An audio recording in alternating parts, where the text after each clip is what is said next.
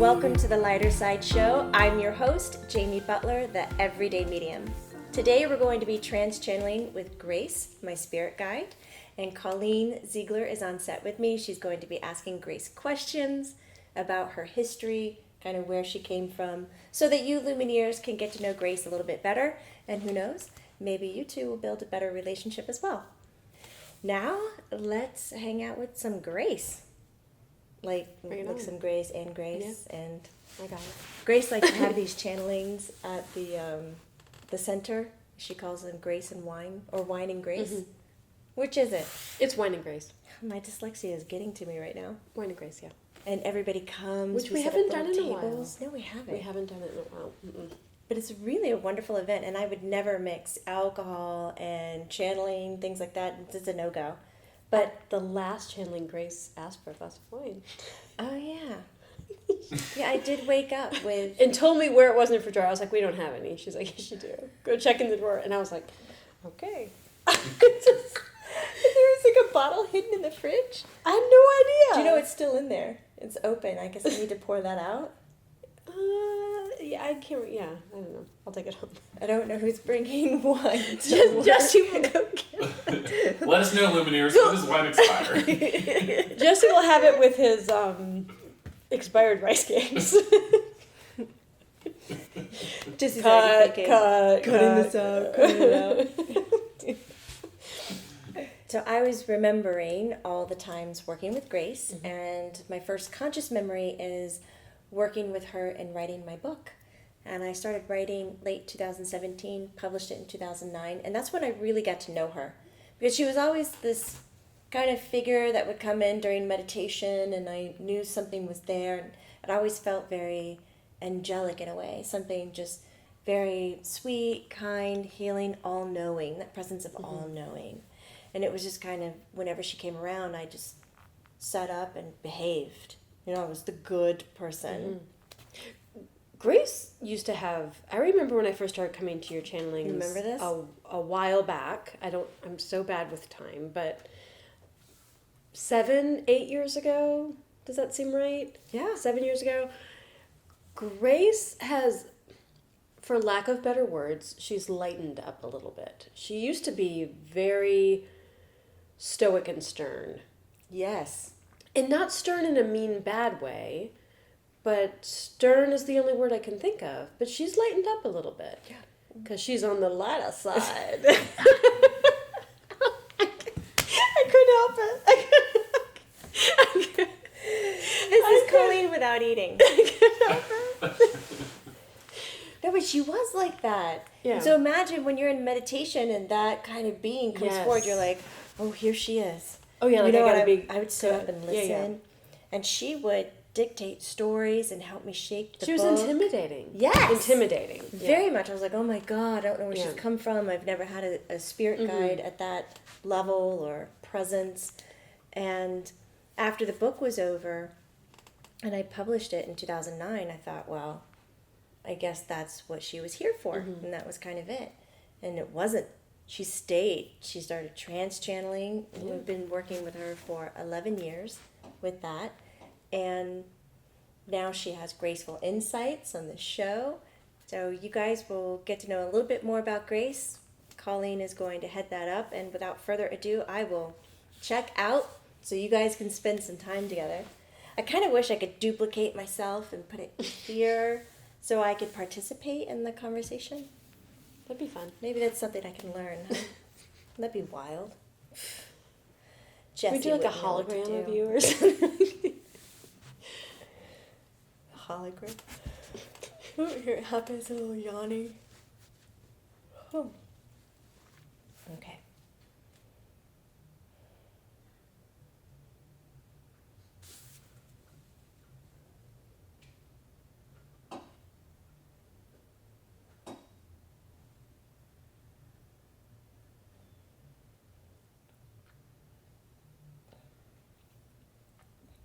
Hello.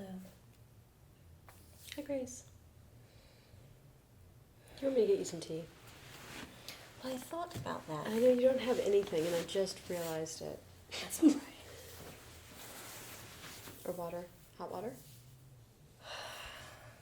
don't think we have any water. I think you're right. You were LaCroix. Oh, no. I know. Some Carbonation. hazelnut creamer. Just a cup of cream. Just a slice of butter. We're doing the best that we can. And sometimes it's just not good enough. On a shoestring budget. We are trying. So we have had an interesting morning. I see Yes. you've had an interesting morning. All three of us have been a little Giddy. giddy, a little, maybe not as grounded as we could be. So we're kind of bringing that down, and we're so happy that you're here. Thank you. Mhm. You don't need to bring it down on my occasion. I still get the birds. Yes. The Hello, birds have been with us Lumineers. all morning. They have. Yeah. Hello, little Lumineers. My name is Grace. My friends tend to call me Gracie, and it is a pleasure being here with Colleen Thank you. and Jessie. Thank you. So I have heard that we are going to discuss my history. Yes. And what is it exactly that you're interested in? Well, we've gotten requests for both you and Maitland to share more about yourselves. Maybe more about. I think we know more about Maitland's incarnation as Maitland, but we don't know as much about you. And maybe if you wanted to share some of your other lifetimes as well. And what makes up Grace? Yes, that's an interesting question. Even if you were posing the question to someone who is living, what makes up Jessie? Mm-hmm. What makes up Colleen? We tend to just look at the life we're currently living, but there's so much more than that. Absolutely. There's influences from other incarnations. There's influences from other people, from dreams, through meditation. So what makes up Grace? In my human side of Grace, if we want to approach it that way, when I was last incarnated into a body, I lived in England. I lived outside of London, a little south, closer to Margate. We had a wonderful estate and property. I had my lovely dogs. Our family trained the dogs for hunting. My mother was the main figure in my life to myself and my sister. My father was not so much present as he had to travel out to other family estates and do his business and do his trading. And my mother ran the household. She ran in my household, which is quite different than what we have in current day households. And just remembering that our population was very low. Can you give us an idea? I'm not sure if you said this and I missed it, but I don't think you did. What year are we talking about here? Or what? I was a young woman in Decade. the late 1800s. Okay. Born 1846, Okay. 47.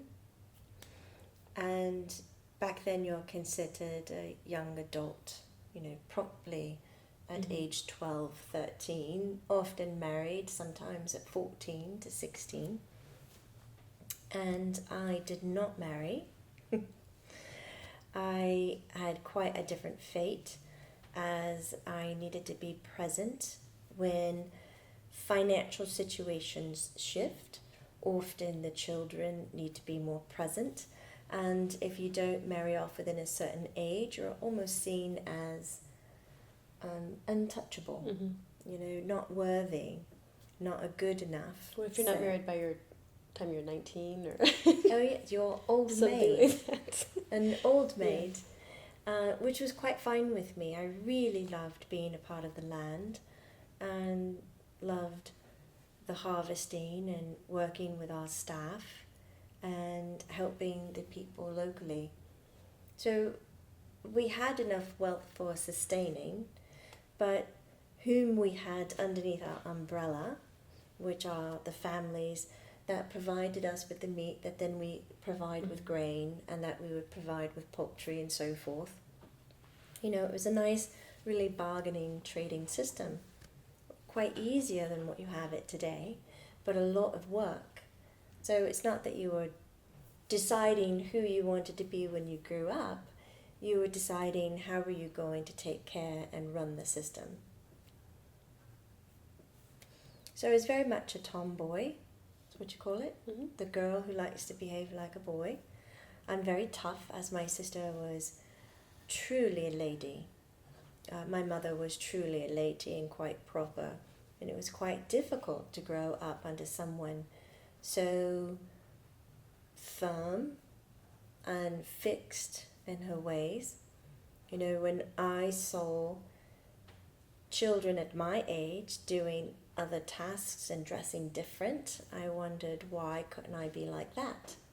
So I came into this world very much with an equality vision, whereas my mother was, let's say, trained in the hierarchy structures and well taught in politeness and manners.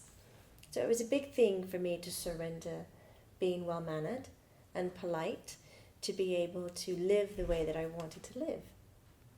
And I think you really brought that to the Lumineers' attention when you mentioned meeting me so long ago, that I was still quite proper and well-mannered. How you describe your mother? Yes, yes, very much how I describe my mother. Surprise, you wake up one day and all of a sudden you're like your mum. And that's not exactly what you were aiming for. Happens. But yes, it happens. We fall back into comfort zones.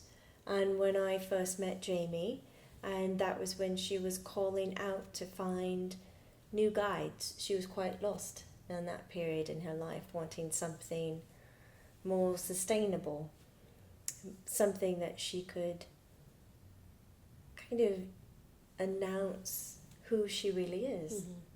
And I thought, that sounds like me, and that's something that I wanted to do. And so I approached Jamie and became present in her meditations. As she said, I kind of circled around her a little bit before I came forward, and I can see now Jamie's hesitance, because we're very quite different. She so willingly to be barefoot and not read the rules and behave from her heart, whereas these are things I had to learn in my last incarnation. Upon leaving that life, I took a long time to myself. So I'd like to explain to the Lumineers that when we're talking about incarnations or the history of, we're not looking at history as a linear line. So I cannot say the sum of who I am, A plus B plus C, has equaled me, because all of this is structuring and happening at once. So when I'm talking about incarnations and then coming to, let's call it home, your heaven, beyond, some of you even use the term afterlife. So in this space, I have myself as Grace, as the life I've just left, but now I have the ability to merge with all the other incarnations that I was quite aware of at that time, crossing over, but not so much aware of when I was living. That I had an opportunity to merge into those lives, or I could stay very strong as Grace. And I found myself almost like another incarnation, choosing to be in this home and helping other spirits design their lives that they are looking for, their experiences. Did you have any kind of mentor? Like, I'm just thinking, we just recorded an episode with Maitland, and she said Archangel Michael really taught her a lot after she transitioned. Did you have a mentor or a guide as well? I did. I had many. I did not have one strong figure like Maitland's experience. I'm going to speak in linear terms. I'm looking at 80 years, and a whole other lifetime of grace in spirit as well as grace alive. So I had all of this contemplation, meeting others who were spirit counselors, meeting others who are archangels, teachers, gurus, guides, in all walks of life, trying to figure out how I can contribute the way that I best want to. Because when you arrive here, Lumineers, it's not as if we say, we have these job positions open, and here's your job description, and you can choose between this or that. When you arrive, it is, what is your soul's content? And if it's unknown, right, because you can be here and have things unknown, you're not an all-knowing being, not if you don't wish to be, that you then begin to find your content. And that's what I did. I took my time to find my content. I sat with many healers, many beloved ones, and found that my soul's content was listening to Spirit, who is finding the position, the place in home on earth, to relive, regain, or re-experience what they need.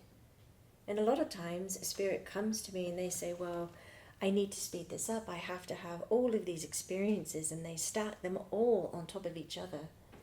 And I kindly listen and absorb it, much like you are in life. I can do all of it. And I help them simplify. But let's leave that to later. Let's really focus on the core of this. And you're talking about meeting with spirits before they Incarnate into bodies. and say, I want to do all this stuff. Yes. Look at all of this and really figure out. Yes. Do you really want to go through all that? Do you really want to take that jump? Yeah. That's a lot. That's a lot. Yes, and finding the right location, the culture they're going to come into, what kind of timing, what's happening in the economy around them, in their country. It's important to find the right people, the personalities, the right families, the right belief systems.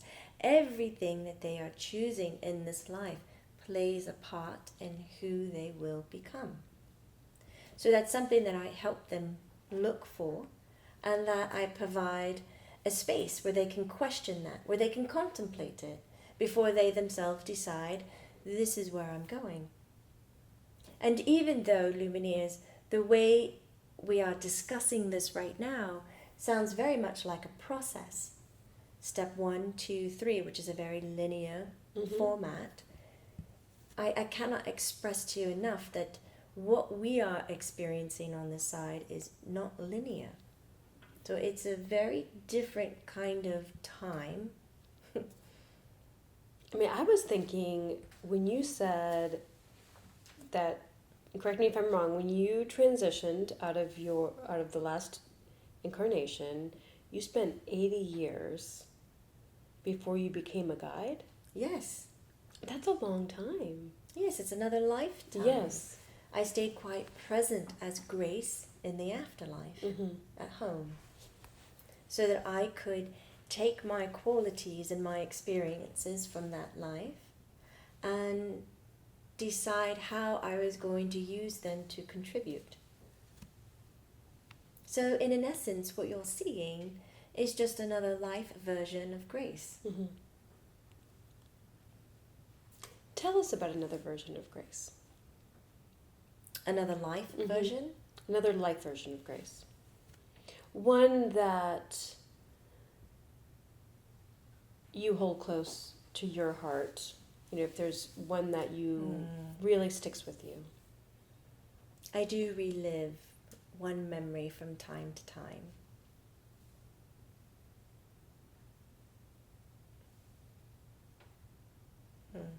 It's very touching for me, which might not be as touching or full of excitement for you.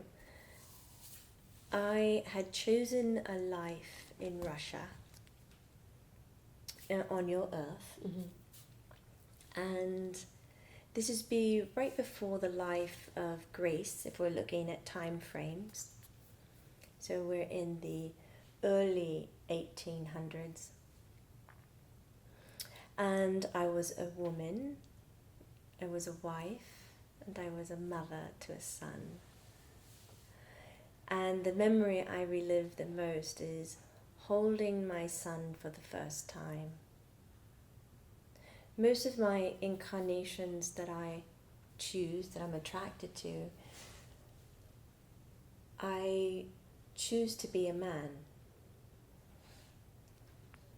Because I feel that there is so much more growth within man during this time period than there was with woman.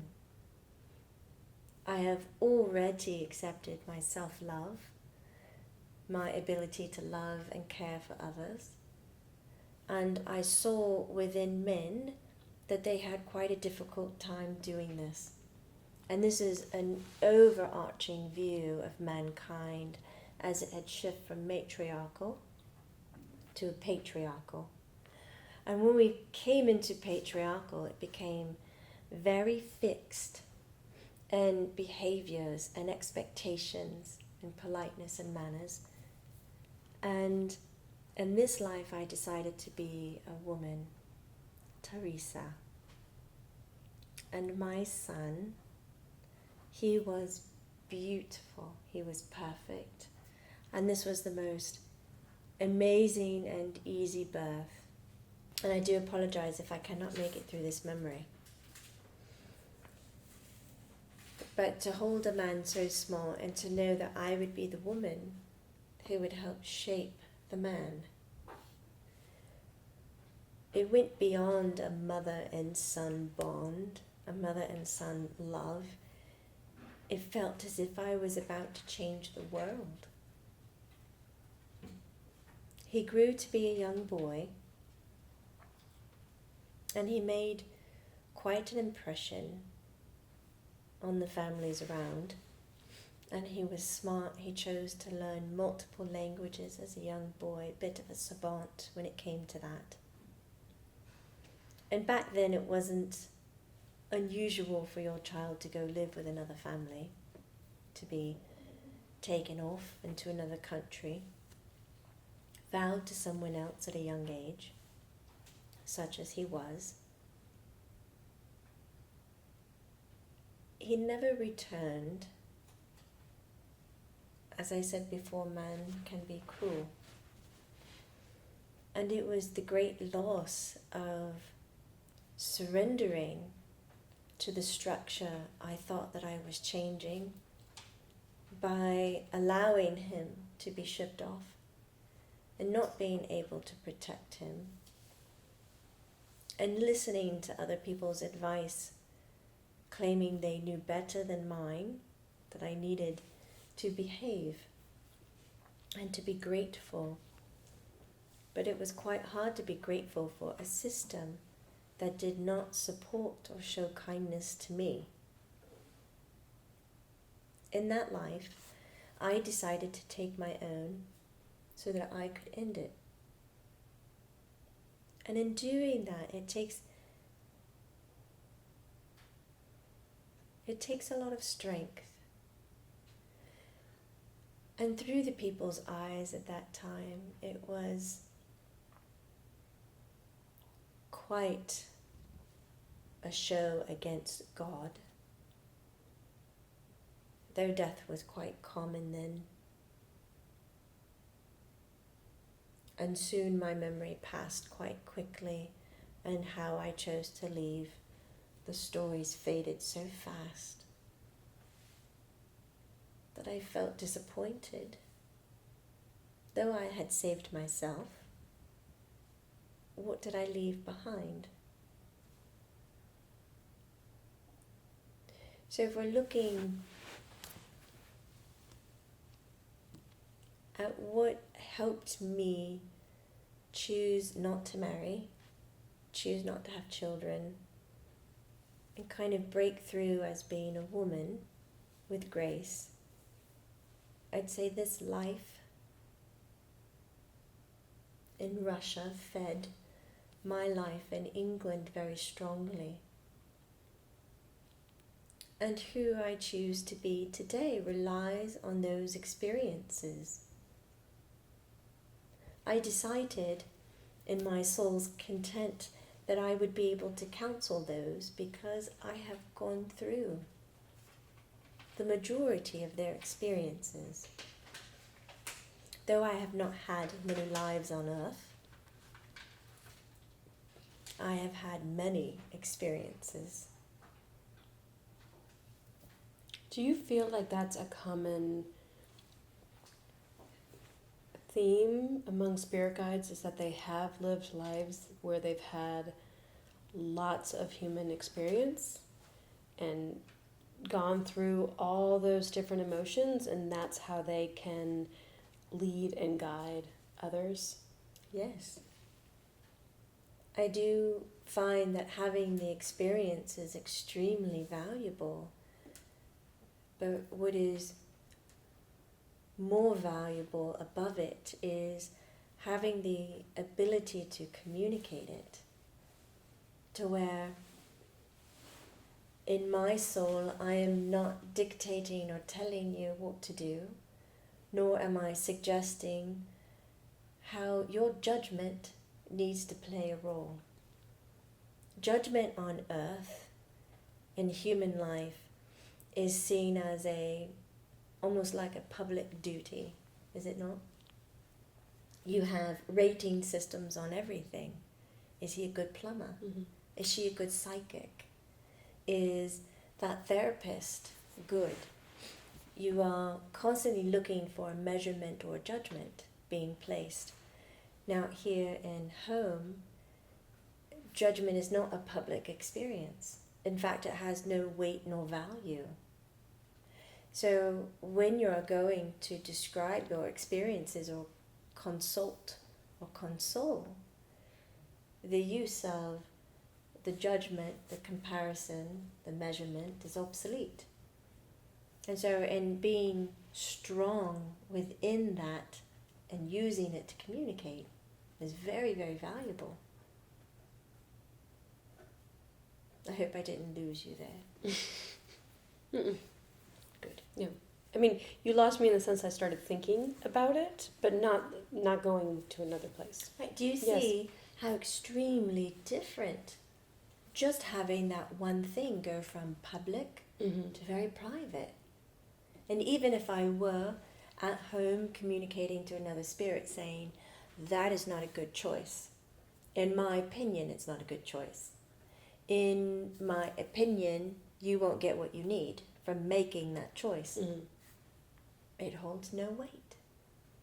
So I have learned to not even express them. They are mine, they're very private, but it holds no weight with the others, no trigger, no, why would you even say that? Why would you direct me? So it's a very different type of communication where we are.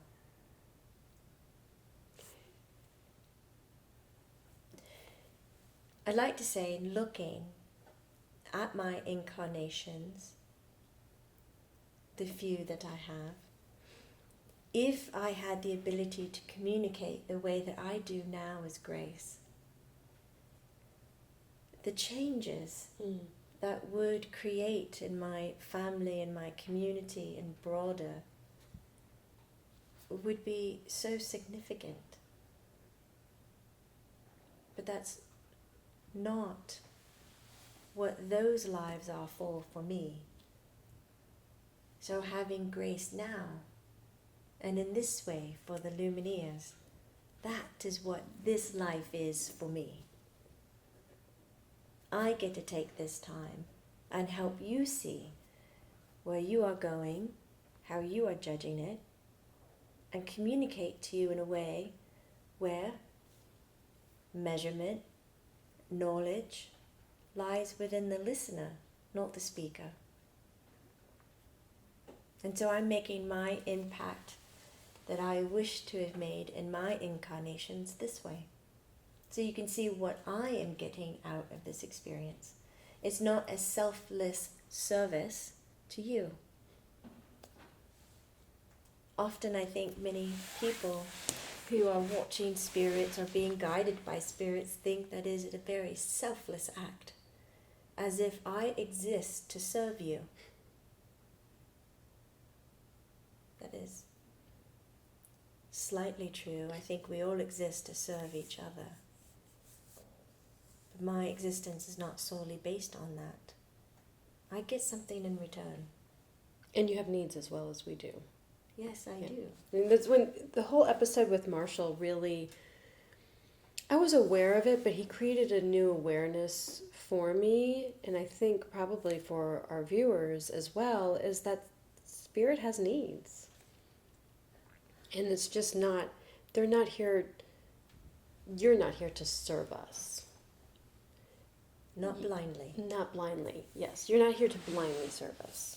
You're here to serve us in your own special way. But you're not I don't know how to word it. There's a reciprocation. Yes, yeah, absolutely. And we are so grateful for you. So grateful for your guidance, so grateful for everything you bring to the show. Just immense gratitude for you, Grace, really. Thank you very much. Your graceful insights are truly welcomed and so much needed. Well, I'm excited to add Marshall to the team. Yes. That is a very powerful presence for us as well. And this will be growing. We look forward to it. So what else would you like to talk about before we close up? We have about 3 more minutes, but I was thinking, I have a question. Is there any, like, throughout your incarnations, is there any trait or maybe modus operandi that they all share? That makes grace throughout the course of these lifetimes? I would have to say my common thread through all of my incarnations is the need for wellness or betterment, is what I'd really call it. My need to allow life to be better than what it is. Now, the way I approach it in all my lives are quite different, with great aggression, with great acceptance, with hatred, with deep love. And that has given me the experiences that I've been looking for. But common thread is betterment. That's a great common thread. And I still have it now. In who I am presently with you. It is a consistent that I long for and that I look for and that I help create within myself and within others. We feel that, it comes through. Well, thank you so much for joining us today. And thank you so much for your vulnerability in sharing your story. It's quite different when you share your story as a spirit in a body. As the body triggers emotions, brings them to the surface, where I could very well share it to you in spirit and be absolutely fine. But there's something very visceral about being back in a body and thinking about it. Thank you, Colleen, for being here. Thank you. Jesse, thank you for Thank you, allowing Grace. this to take place. And Lumineers, I thank you most of all, for without your eyes, without your ears, this would not be taking place. Godspeed to everyone. Bye.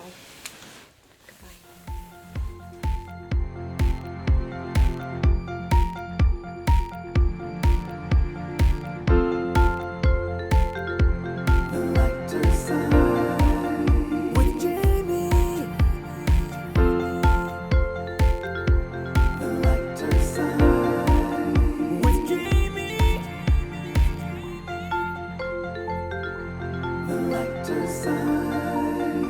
with Jamie.